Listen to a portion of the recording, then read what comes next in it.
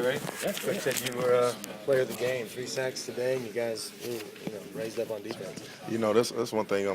Thank God for Coach Parlers. Putting us in those right positions. Just to go. He trusts us in us and things of that nature. And I was just blessed to go out there and get it, man.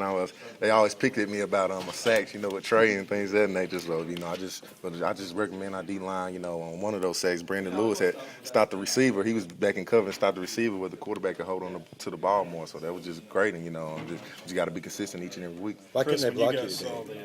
I don't know. It was one of those. It was actually, we got all three defensive linemen. It's Robert Thomas and Trey coming back and then Byron. So, you can't, just double team one of us. And at the beginning of the game, I felt a little double team and things of that nature. But, they start opening up, and especially with Trey with the pick, I think that opened things up more too. So, I was just going out there and just playing my game, just my technique and fundamentals. Chris, when you guys saw Brandon go down, what was your mindset? We put it on us as a defense. We said, they don't score no more when they don't win. So that's one thing that me and Robert Thomas as captains, we told the defense, and we put it all on our shoulders. First and goal with the two, Robert made a play. Yes, that brought a lot of energy. I think that was the main difference. They're that close. We stop them. That's one thing. Coach Ayers always tells us to put the ball down. No matter what, wherever they're on the field. So that's one thing that we had to do was stop them. Chris, how does it feel to get 3 sacks? I guess that's a career high for you. Man, it feels good. I feel like Jake Beckett. Feels good, but that's one thing we got to move on to next week, and hopefully I can just be consistent with that, just make plays for the team. What was the key to you getting those sacks today? Just back to my technique and fundamentals. On one of them, I use speed rush, and Coach Partlers always tell me don't use speed rush all the time. People gonna pick on that. So I kind of act like I was going inside and spit back outside on the second one. So that's one thing. I got a great coach in Coach Partledge, and he put us. I have to thank for them defensive tackles. They played good on the run, except a couple times. It was kind of we got in the wrong spots and things of that nature. But they play good on the run. They get us in those situations. You said the captains talked about shutting them down, and you guys didn't let them score after that. I mean, how does it feel to make that a goal and then to deliver on it? It feels very good. We just got to stay consistent. We're coming in next week with Rutgers, a good football team that likes to run the ball. Kind of like our offense. They're very similar, so that's one thing. We just got to stay consistent and just carry over to next week. It didn't look like you were tricked at all with the fake field goal.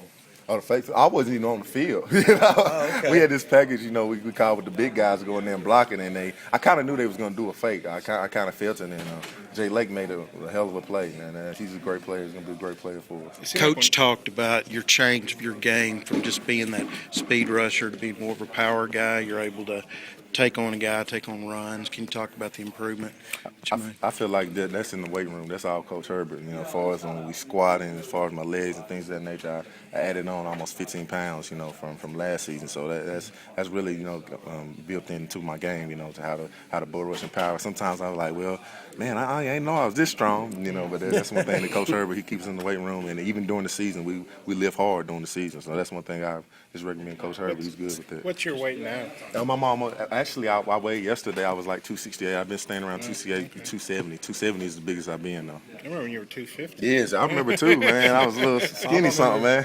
Bob was 250. Yeah. Put that on TV. Not on TV. Hey, two interceptions today, so I think that's 4 turnovers on the year, 4 or 5, and then starting to mount, and that's important for the defense. And that is, 2 of those picks has been with defensive linemen, so you never pick at the DBs about that. But man, Trey, he made a good play. I was looking when I was rushing the quarterback. I was looking, he dove out. I thought he was just going to hit the ball, and he caught it. I thought he one-handed it, and it was just amazing. So that brings energy, and that's one thing that Coach Ash has been preaching about: takeaways. So hopefully we can stay consistent with that and build off of that. Could you talk about the 2 plays you made back-to-back late in the half? You had sacks that were 14 yards. It seemed like they were deep in your end, I think, right then, and about to score again. We knew they were going to be in a pass situation. I think it was 2 minutes, I believe so. And that's one thing that Coach Partless, he just looked at us and said, go. Just go. And I thank God for a coach like that just has that trust in us to just go pass rush. So we knew they were going to pass the ball, and just came out and made plays. Jared Lake, I think, had 13 tackles coming back from last week. Just how good was it to have him back, and how big was it to have him back? It was big to have a starter back, and he told me he was going to get around 15 or something like that. He told me that before the game, but he's athletic, and he's in the right spots. And sometimes, when I feel like I'm by myself on the tackle, he just comes and helps me out. So Jared Lake has played very well today. Chris, did you feel like you guys needed to pick things up after Brandon went down? He was up there. Who's that?